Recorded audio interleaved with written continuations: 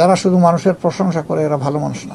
আমাদের ক্ষেত্রে আপনাদের প্রতি আমাদের অনুরোধ যে আমাদেরকে যতক্ষণ ভালো কাজের উপরে দেখবেন, একটু ভালোবাসা আপনাদের আমরা চাইব, একটু সহযোগিতা চাইব।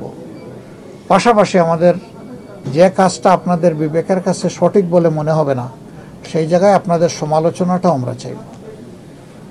ভালোবাসা সহযোগিতা মানুষকে আগায় দেয়, কিন্তু সমালোচনা তার চেয়ে বেশি আগায় দেয়। যারা শুধু মানুষের প্রশংসা করে এরা ভালো মানুষ না। প্রশংসার পাশাপাশি মানুষকেও ভুলের উঠবে না। যখন কানে কানে গিয়ে বলে দেয় যে আপনার এই কাজটা এইরকম করলে ভালো হবে, এটা বোধহয় খেয়াল করেন না, এইরকম হয়ে গেছে, সে হইল রিয়েল ফ্রেন্ড। সে আপনার ইজ্জত নষ্ট করে না, আবার আপনাকে সুজাও করে দিল। কিছু লোক আছে আপনাকে বলবে না, সমাজকে বলে দেবে, সেও আপনার ফ্রেন্ড। সে উত্তম ফ্রেন্ড হইতে পারতো প্রথম ব্যক্তির মতো, এটা সে পারে নাই, কিন্তু সে সমালোচনাটা করেছে জেনুইন, সেও আপনার ফ্রেন্ড, সে আপনাকে ছাড় দেয় নাই। আবার কিছু লোক আছে আপনাকে অনবরত একেবারে প্রশংসা করেই যাবে, ভাষায় দিবে, আপনার যেন কোনো দোষ নেই, আপনি যেন মোর দেন অ্যান এঞ্জেল, এরকম করে আপনাকে তুলে ধরবে। এরা আপনার দুশমন। এরা আপনাকে ড্যামেজ করার জন্য, দেশকে ড্যামেজ করার জন্য, সমাজকে নষ্ট করার জন্য যথেষ্ট।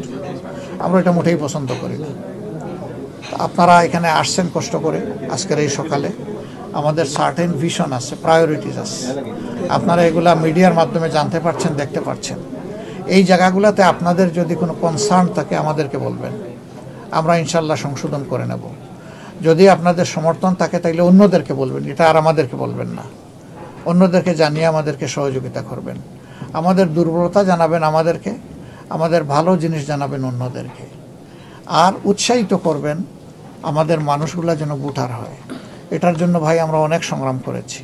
আমাদের পাশে খুব কম সহযোদ্ধা পেয়েছে রাজনৈতিক মহল থেকে। আমরা খুব সিরিয়াস ছিলাম। আমরা বিশ্বাস করি আমাদের প্রবাসী ভাইরা আমাদের কলিজার অংশ এবং আমাদের উন্নয়নের অংশ। সেই ভাইদের আমাদের প্রতি হক আছে, অধিকার আছে। তাদের এর মধ্যে সবচেয়ে বড় অধিকার হচ্ছে তাদের ভোটের অধিকার। আমি বলি যে এটা ব্যাটো পাওয়ার।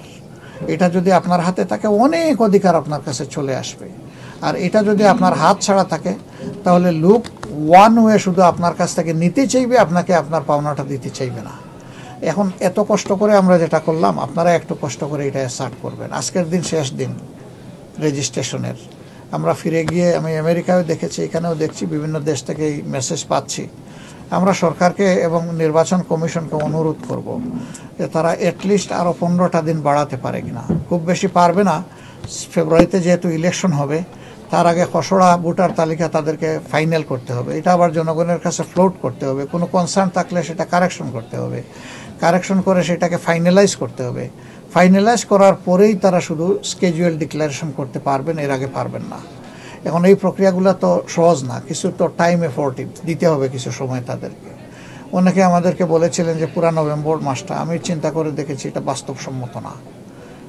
অন্তত নভেম্বরের 15 দিন যদি দেওয়া হয়, আর মানুষ সবাই যদি সিরিয়াস হয়, সরকার এবং নির্বাচন কমিশন যদি দায়িত্বশীল হয় এবং তারা তাদের দায়িত্ব পালন করে, তাহলে এবার 100% যদি হয় আলহামদুলিল্লাহ। যদি নাও হয়, বেশিরভাগ লোক যদি হয়, তাহলে আগামীতে 100% কমপ্লিট হবে ইনশাল্লাহ। আমরা আশা করি দরজাটা যে ওপেন হয়েছে, গুরুত্বটা যে সবাই স্বীকৃতি দিয়েছে, স্বীকার করে নিয়েছে, এটাই একটা অ্যাচিভমেন্ট।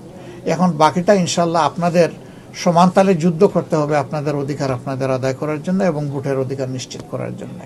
আমরা সরকারকে বলেছি শুধু ভোটার বানালে হবে না, তাদের ভোট আদায়ও নিশ্চিত করতে হবে। যে আপনারা যারে ভালো মনে করেন, আপনি আপনার চয়েসের পার্টি ম্যানকে ভোট দিবেন, কিন্তু আমাদের অনুরোধ আপনাদের প্রতি অবশ্যই ভোট দেবেন। আপনার এই মূল্যবান ব্যাটো পাওয়ারটা আপনি নষ্ট করবেন না। এটা আপনি জাতির জন্য উপহার দিবেন।